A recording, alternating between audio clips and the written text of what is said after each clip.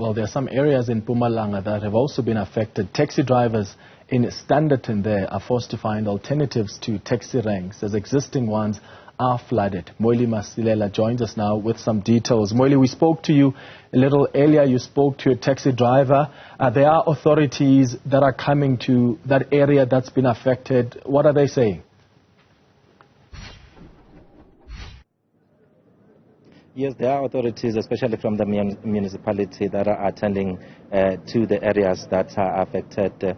And we are seeing that there's a lot of frustration from the side of the taxi drivers, Clement, because they're saying that the operations are no longer the same because there are some shops that are closed and they are not getting clients or commuters as they used to get them. But the situation is much better compared to the past few days. And what we know is that this situation is the result of gates being opened at the Grootegeluk Dam because they were trying to normalize the water levels there. At some stage, I'm told that the percentage there, it was more than 120, so they had to release the water. But let's now speak to the MMC for Community Services as well as Safety here at the Lekwa municipality. Her name is Saipati Modise.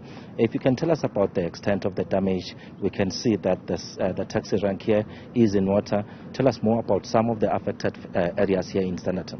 Thank you so much. Greetings to you and the viewers.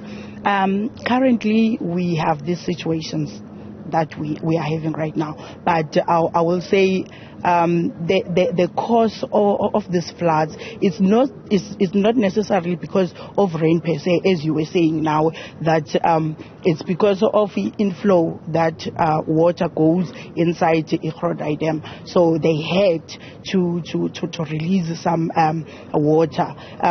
So currently they are opening 3 gates at 3 meters each. So the affected areas at the moment, it's the rank, as you can see, and Moscow as well as Rooikoppen Bridge. And we had a situation that at Mayerville Bridge, small cars were not able to go the other side, but we had with the help of fire departments and other stakeholders that we had to assist those cars. Yes. We understand that other people had to be moved from affected areas to safer places. I'm told Riverbank is one of those affected areas. Yes, River Park is also affected. And currently we have 6 families that were taken from those houses to Town Hall. Then we are assisting them with food, blankets, and I will also say that with the help of NGOs as well as businesses and stakeholders, at least we are trying our best. Tell us more about the issue of water infrastructure. We understand that some employees were struggling to go to those water plants. How has that affected the provision of services in Standerton? Yes, it affected it a lot because our workers couldn't go to the water treatment plant. So we had to get assistance from other departments to assist them that they can go the other side. But it really affected me, especially when it comes to water. We didn't have water as we like to because the pumps, it was hard for workers to go there. Yes. Any contingency plans, and in case the situation gets worse, because we've been seeing persistent rains as we're coming here, it was still raining. Are there any plans in place to ensure that people remain safe?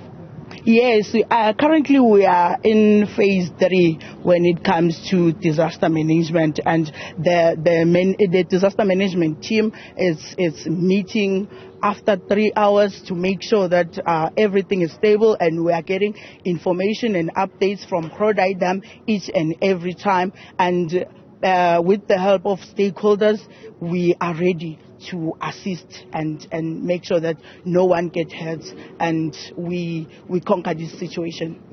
All right, thank you very much for talking to us, Clement. That's the MMC for Community Services as well as Safety here at the Lekwa Municipality, just giving us a picture of the situation on the ground. Well, she's saying that they are responding to what has happened, and they are capable enough in case the situation becomes worse to continue responding to the situation that is facing a number of community members here. Yeah, and Mweli, you spoke to the taxi driver earlier who was explaining how difficult it is to continue with their business. What are the residents saying themselves? I mean, there are many that I imagine were supposed to be at work. What other alternative plans have they made?